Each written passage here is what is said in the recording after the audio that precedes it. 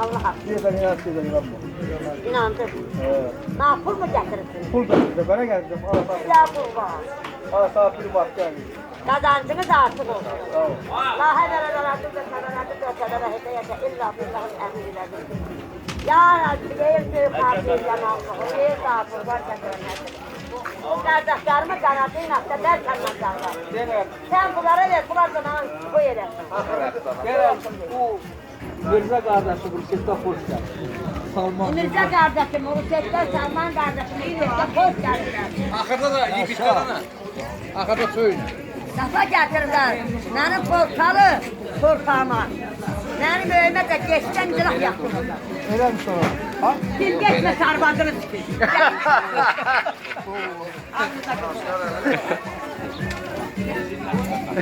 Ay Mestan, ay Mestan. Ay Bekir'de kol sana.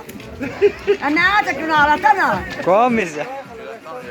Koyamıram, burada kaldı. Halka bozulur belli. Neyse mi?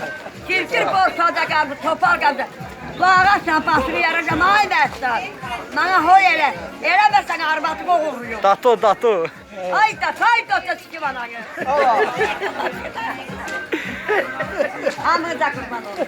Sağ ol. Eğer çok adamlar, Müslümanlar yanında.